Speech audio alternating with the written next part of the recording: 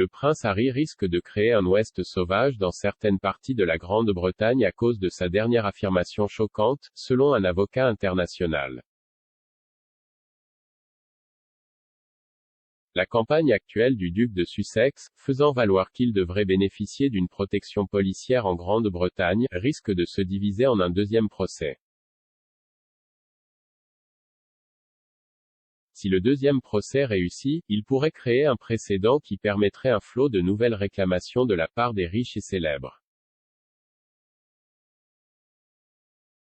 Après avoir abandonné leurs fonctions royales en 2020, le duc et la duchesse de Sussex ont été dépouillés de leur garde du corps de police financé par les contribuables en raison d'une décision prise par le comité exécutif royal et VIP, RAVEC, du ministère de l'Intérieur.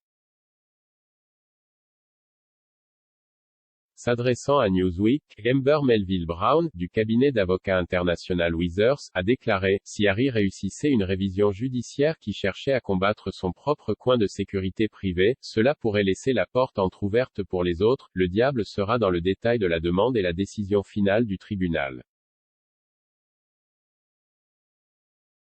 Le mandat du nouveau contrôle judiciaire prévu par le prince Harry est encore inconnu, mais s'il est aussi large que prévu dans sa demande actuelle, pour déterminer en principe si une personne dont la position avait été déterminée par RAVEC pour ne pas justifier la sécurité protectrice devrait être autorisée à recevoir une sécurité protectrice mais à rembourser les deniers publics pour le coût de cette sécurité, certains craindront qu'une victoire car Harry risque de transformer le West End, Westminster et le West Country en Far West.